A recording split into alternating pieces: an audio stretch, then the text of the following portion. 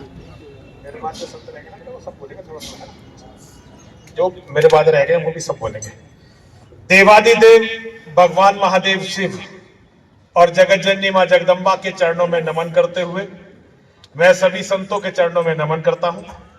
संघर्ष, त्याग और तपस्या की प्रतिमूर्ति ज्ञानदेव आहूजा जी, जिनके नाम से पूरा भारतवर्ष परिचित है, उनको प्रणाम करता हूं।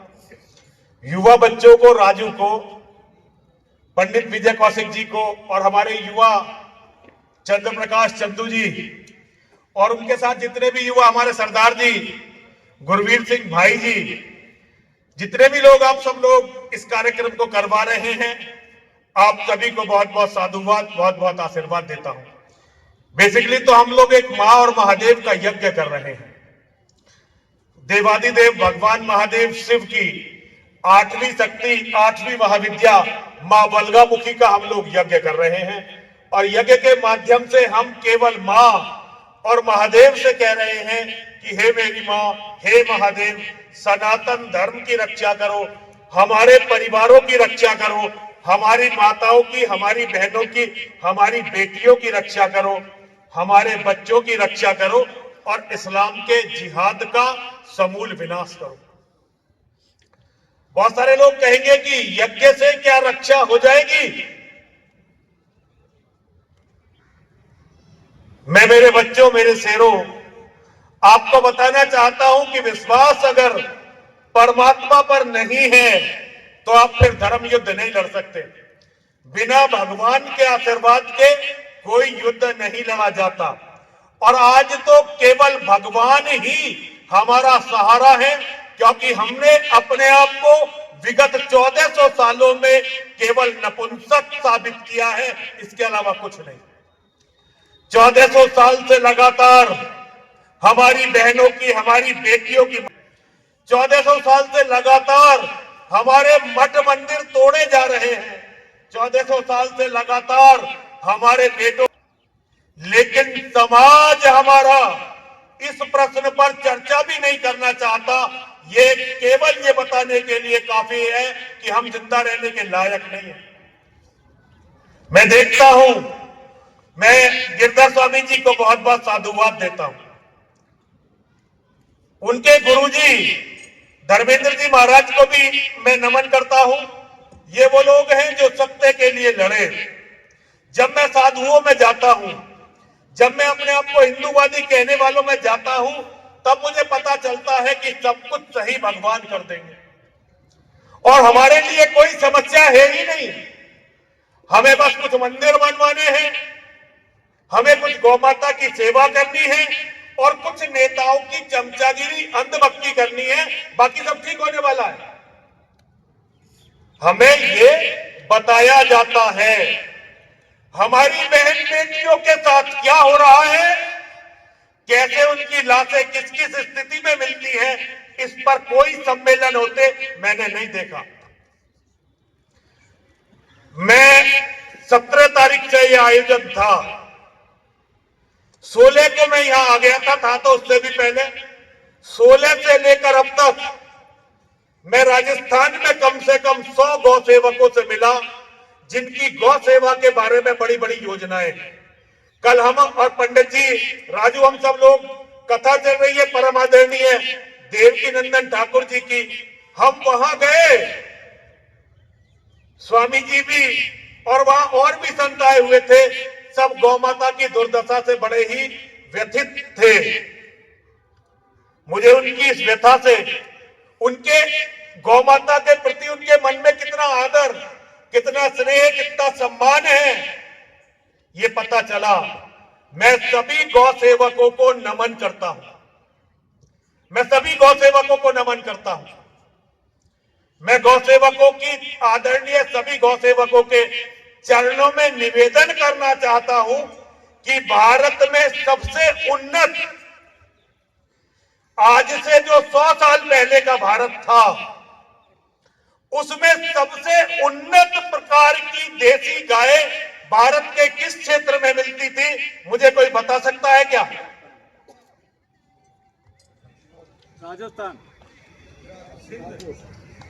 सिंध में और पाकिस्तान के पंजाब में सबसे अच्छी गाय पाली जाती थी, पूरी दुनिया की सबसे अच्छी नस्ल। और गिरधर स्वामी जी मेरे भाई हैं छोटे, स्वामी जी आप तो सब जानते हैं, फिर भी मैं आपको बताना चाहता हूं, उन क्षेत्रों की इस समय सबसे चलने वाली डिश आपको पता है क्या है? बीफ टिक्का, बीफ कबाब और बीफ बिरयानी। भैया कोई एक आध वहां भी चले जाओ, सब यही अगर आप गाय की रक्षा करेंगे और हिंदू बेटियों को बर्बाद होने देंगे, मुसलमानों की ताकत यूं ही बढ़ने देंगे, तो एक बात बताइए, इस हिस्से को पाकिस्तान बनने में कितनी देर लगने वाली है? मैं बेसिकली गणितज्ञ हूं, मैं साधु तो बहुत बाद में बना, साधु बनने से पहले मैं इंजीनियर था और मेरा लास्ट जॉब लंदन में था। बेसिकली मैं एक गणितज्ञ हूं और मैंने जो जीवन में पढ़ा, मिलिट्री साइंस पढ़ी और इंजीनियरिंग पढ़ी, मैंने भारत में नहीं पढ़ी। मैंने एक ऐसे देश में पढ़ी जो कभी गुलाम नहीं हुआ। मैंने मॉस्को में अपनी पढ़ाई पूरी की थी। इसीलिए मुझे ताज्जुब होता है कि हम अपने आप को बचाने के अलावा हर चीज को बचाने का प्रयास कर रहे हैं। मेरे गुरु स्वर्गीय बैकुंठलाल शर्मा प्रेम सिंह शेर, मैं हिंदू मुसलमान के बारे में जानता नहीं था। मेरे गुरुजी बैकुंठलाल शर्मा प्रेम सिंह शेर दिल्ली भारतीय जनता पार्टी के भीष्म पितामह माने जाते थे। उनसे मैंने हिंदू और मुसलमान के बारे में सीखा कि हिंदू क्या होता है, मुसलमान क्या होता है।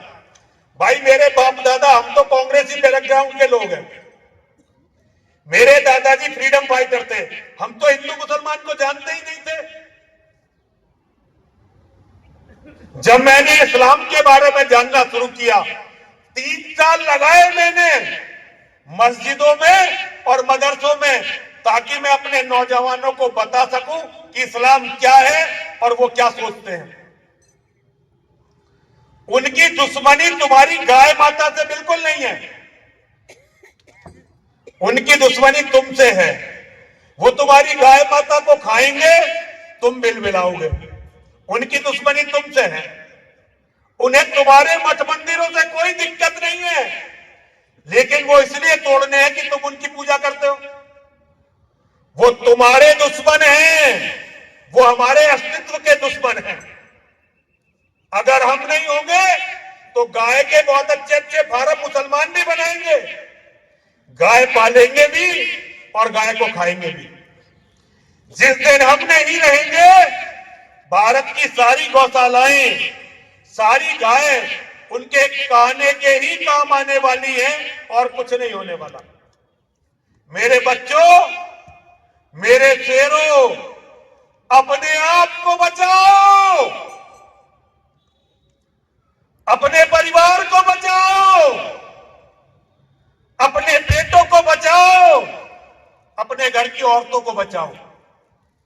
महाभारत कुछ नहीं है, केवल एक परिवार के 2 भाइयों के बेटों का युद्ध है। एक भाई ने अपने चाचा के बेटों का हिस्सा मार लिया और उनकी पत्नी का अपमान किया। भगवान ने समझाने की कोशिश की कि अगर केवल 5 गांव भी दे दो तो ये लड़ाई टल जाएगी। दुर्योधन ने कह दिया, बिना युद्ध के सुई के नोक के बराबर धरती नहीं दूंगा। तब भगवान को कहना पड़ा कि दुर्योधन अब तेरा नाश होगा। हम 5 गांवों में भी कमा सकते थे, हम 5 गांवों में भी अपने परिवार पाल सकते थे, लेकिन जब दुष्टों ने वे 5 गांव देने से मना कर दिया तो भगवान ने उनका विनाश करवाया। आप पूरी दुनिया में पिटते रहे, ये इस्लाम के जिहादी पूरी दुनिया में आपको मारते रहे, आप पूरी दुनिया से भागकर यहां आते रहे। अब ये जमीन का आखिरी टुकड़ा है, इसके अलावा आसपास में नजर उगड़ा लो, हिंदुओं का कोई देश नहीं रहा। यह हमारी अंतिम शरण स्थली है। यदि हमने इसे गवा दिया, यदि एक बार भारत का प्रधानमंत्री मुसलमान बन गया, स्वामी जी कह रहे थे 3 दिन, मैं बता रहा हूं स्वामी जी की बात बिल्कुल सही है, लेकिन जैसे ही घोषणा होगी कि भारत का प्रधानमंत्री मुसलमान बन गया, मुसलमान सबसे पहला काम करेंगे, इस राम मंदिर को ढहा देंगे। असल में किसी की भी निष्ठा राम मंदिर में नहीं थी। अगर निष्ठा राम मंदिर में होती, आपने पढ़ा होगा रामलला के लिए गुलाल मुसलमान के घर से आता है, रामलला का भोजन मुसलमान तैयार करते हैं, रामलला के पत्थर मुसलमान तराश रहे हैं, मंदिर को मुसलमान बना रहे हैं। ये मंदिर जो इस्लाम के अत्याचारों और हमारे बलिदानों का प्रतीक होना था, झूठे और कायर धर्मगुरुओं और पाखंडी नेताओं के गठजोड़ ने उसे दोबारा धर्मनिरपेक्षता का प्रतीक बनाकर रख दिया। क्यों? क्योंकि हमारे यहां धर्म जैसी कोई चीज है ही नहीं। किसने हक दिया तुम्हें? हमारे बलिदान से राम मंदिर बना, तुमने क्या बलिदान बना दिया इसमें? 2-2 कौड़ी के लोग जो फटे पजामे और फटी चप्पलों में घूमते थे, आज करोड़पति अरबपति हैं और दूसरों को चोर बताते हैं। अपनी संपत्ति काउंट करो, तब पता चलेगा कि चोर दूसरे थे कि चोर तुम हो। मैं राजनीति पर जाना नहीं चाहता, लेकिन हिंदुओं में तुमसे बताना चाहता हूं, ये महाविनाश केवल 7 या 8 साल दूर है। बहुत चांस है कि हम 2029 में भारत को हार जाएं और भारत का पहला प्रधानमंत्री मुसलमान बने। लेकिन अगर 2029 में नहीं बना, तो धरती की कोई भी ताकत 2034 में भारत का प्रधानमंत्री मुसलमान बनने से नहीं रोक सकती। सरकारें केवल आपसे आंकड़े छुपाती रही हैं। आज भारत में कम से कम 40 या 45 करोड़ मुसलमान हैं और वो रात दिन केवल बच्चे पैदा कर रहे हैं। उन्हें किसी चीज की चिंता नहीं है। हम पाकिस्तान का मजाक उड़ाते हैं, हम कभी भी मोहम्मद गौरी की कहानी को याद नहीं करते, हम मोहम्मद बिन कासिम की कहानी को याद नहीं करते। वो भूखे नंगे रहकर हथियार इकट्ठा करते हैं और लड़ने के लिए आते हैं। हम जब तक ताकतवर होते हैं उन्हें हरा देते हैं। जिस दिन वो ताकतवर होते हैं, वो फिर हमारे मठ मंदिरों को तोड़ते हैं, हमारी बहन बेटियों की मंडी लगाते हैं और हम सबकी गर्दन काट देते हैं। और फिर उस जगह से सनातन का नामो निशान मिट जाता है। पूरी दुनिया से सनातन का नामो निशान मिटता रहा। अब ये हमारे पास जमीन का आखिरी टुकड़ा है। एक बात ये याद रखिए, अगर भारत का प्रधानमंत्री कोई मुसलमान बना, तो अगले केवल 20 सालों में 50% हिंदू मर्द या तो अपनी मर्जी से या किसी भी कारण धर्म परिवर्तन कर लेंगे। 10% जो हिंदू मर्द बचेंगे, वो या तो रिफ्यूजी कैंपों में बचेंगे या विदेशों में कहीं रहेंगे। इस धरती पर कोई हिंदू मर्द नहीं बचेगा। औरतों का 100% एक ही आश्रय सबका होगा। जितनी भी हमारी औरतें होंगी, या सारे मठ मंदिर तोड़ दिए जाएंगे, सारी गायें खा ली जाएंगी, ये हमारा भविष्य है। अब इस भविष्य से तुम्हें लड़ना है और लड़ने का रास्ता गीता से होकर जाता है। आज